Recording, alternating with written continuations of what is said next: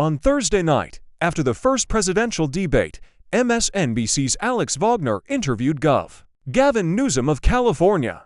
"You were out there getting a chorus of questions about whether Biden should step down," she said. "There is a panic that has set in." Newsom's reply was dismissive. "We gotta have the back of this president," he said. "You don't turn your back because of one performance. What kind of party does that? Perhaps a party that wants to win. Or a party that wants to nominate a candidate that the American people believe is up to the job. Maybe the better question is, what kind of party would do nothing right now?" In February, I argued that President Biden should step aside in the 2020 election and Democrats should do what political parties did in presidential elections until the 1970s, choose a ticket at their convention.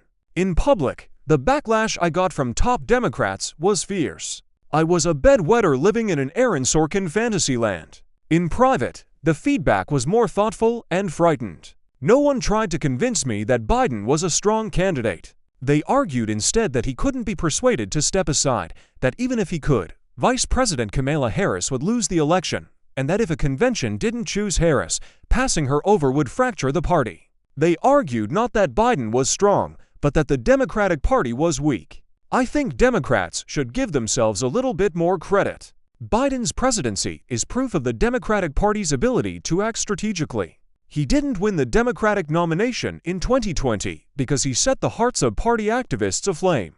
Support for him always lacked the passion of support for Bernie Sanders or Elizabeth Warren or even Andrew Yang.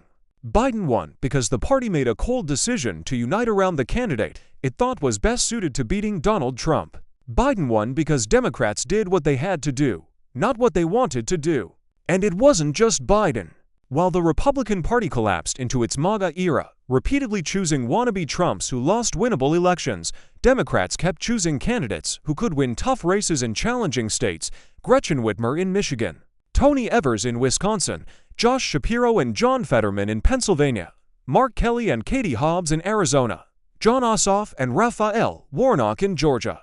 Since 2018, Democrats have been on a winning streak because they have acted strategically, while Republicans have acted impulsively. But the same Democrats had no confidence that they could rise to the moment if Biden stepped aside. I sometimes ask the Democrats I was talking to what they thought would happen if, in a terrible turn of events, Biden received health news that forced him to end his campaign. Would the Democratic Party collapse into a fetal position and accept Trump's ascension? Of course not, they said. Then Democrats would have no choice but to build a ticket at the convention. I always found that answer revealing. There is no lack of talent or capacity in the Democratic Party, but there is a lack of coherence and confidence. What is the party for? Newsom's comments on Thursday implied that the party's function was to support Biden. "We gotta have the back of this president." Newsom said that the criticism of Biden was not unfounded, just unhelpful. A more astonishing statement came from Tim Walz, the governor of Minnesota. "I think we could learn something from Republicans," he told Fox News. "Republicans will not abandon Donald Trump through indictments, through whatever it may be." Do Democrats really want to follow the model of the Trump-era Republican Party? Republicans lost in 2018 and 2020 and badly underperformed in 2022. In March, Laura Trump was elected co-chair of the Republican National Committee. She is, from the traditional party perspective, completely unqualified for the job.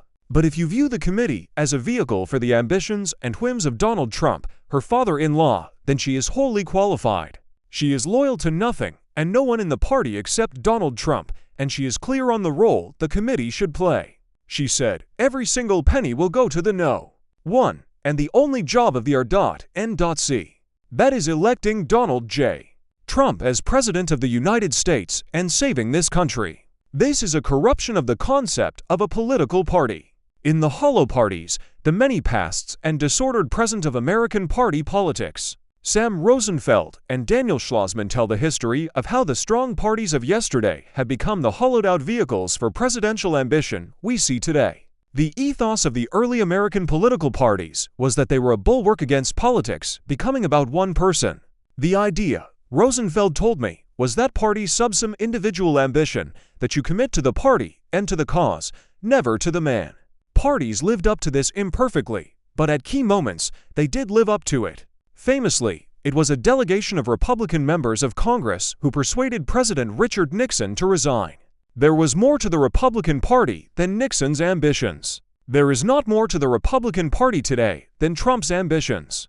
I would have told you that the Democratic Party was different, that it was not just a vehicle for Biden's ambitions. Now, I'm not so sure. The best case against replacing Biden is that doing so at this late hour would be riskier than keeping him.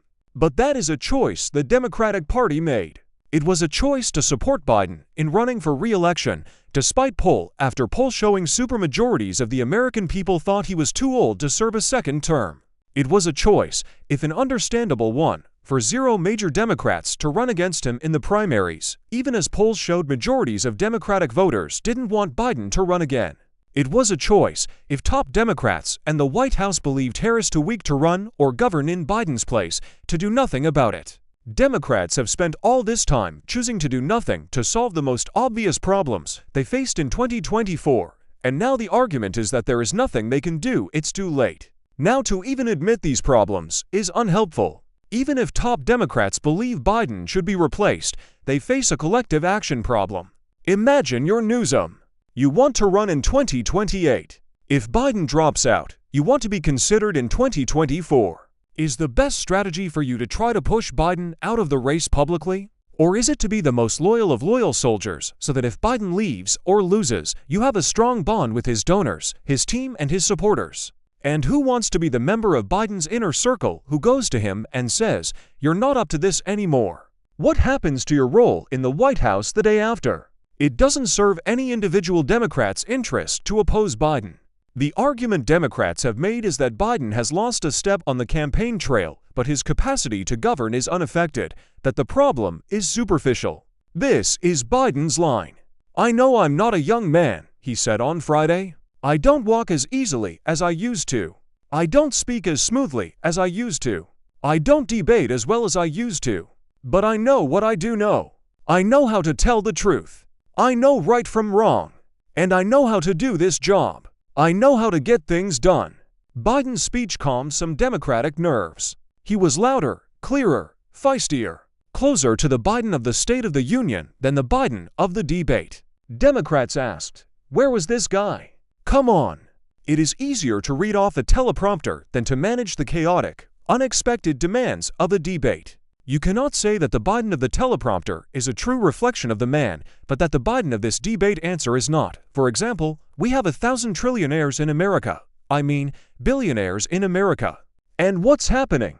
They're in a situation where they, in fact, pay 8% in taxes. If they just paid 24% or 25%, either one of those numbers, they'd raised $500 billion, I should say, in a 10-year period. We'd be able to wipe out his debt. We'd be able to help make sure that all those things we need to do, child care, elder care, making sure that we continue to strengthen our healthcare system, making sure that we're able to make every single solitary person eligible for what I've been able to do with the COVID.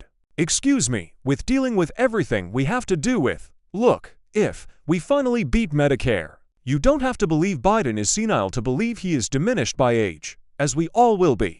I worry about the fact that his worst moments come when he is unscripted, like in the debate, or when he stopped to answer questions after his news conference rebutting the special counsel's report and mixed up Mexico and Egypt. I worry that people around Biden tell me they were unsurprised by his performance, that they have seen him like that many times. This is not the president I want in a pressured, high-stakes dialogue with Benjamin Netanyahu or Xi Jinping. Biden's campaign could show us these are flukes, that the president is fast and convincing on his feet. There is no end of adversarial podcasts and TV shows and interviews they could have him do. In polls, he is losing badly among voters who get their news from social media and YouTube. Why not sit for a long interview with Lex Fridman or Joe Rogan or Charlemagne the God? Why didn't Biden do the Super Bowl interview? Biden sits for fewer interviews than any other recent president. He gives fewer news conferences than any other recent president. The idea that this is all just coincidence, that none of it reflects capacity, isn't plausible. Not anymore. I have heard some Democrats point to Fetterman, who suffered a debilitating stroke during his Senate campaign, as a kind of grim model. He also turned in a bad debate performance, but he won his seat anyway.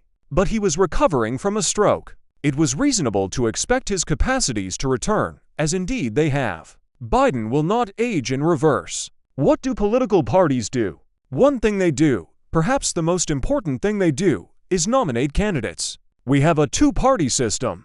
Voters will have viable options in November. The Democratic Party is responsible for one of those options. It needs to make that choice responsibly. What is its job if not that? But rather than act as a check on Biden's decisions and ambitions, the party has become an enabler of them, an enforcer of them. It is giving the American people an option they do not want and then threatening them with the end of democracy if they do not take it. Democrats like to say that democracy is on the ballot, but it isn't. Biden is on the ballot. There are plenty of voters who might want to vote for democracy but do not want to vote for Biden.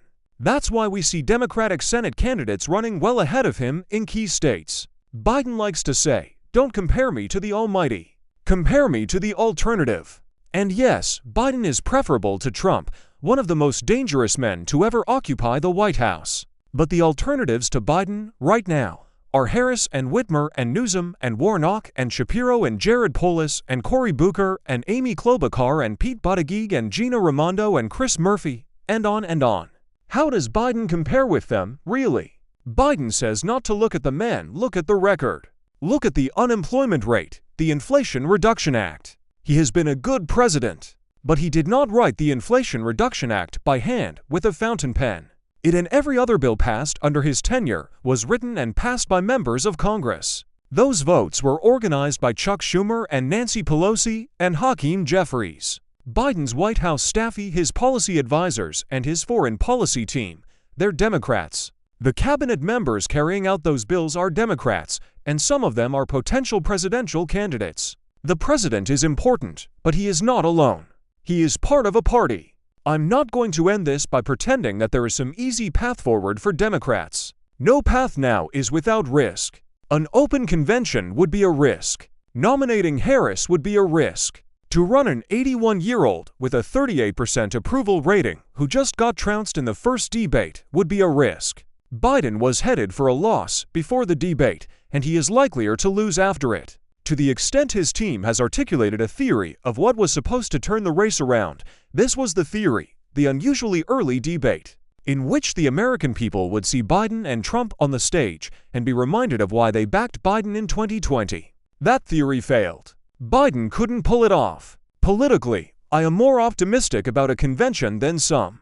It carries risk, but also possibility, the possibility of a ticket that re-energizes the Democratic Party, that excites voters who currently feel they have no good choices. But it could go badly, too, just as Biden's campaign is going badly now. And so what tips me is not really the politics. It's that I don't actually believe Biden should be president for another 4 years. I don't believe he would be better than the alternatives. I realize there is no magic mechanism, no unitary actor called the party that can persuade him to step aside.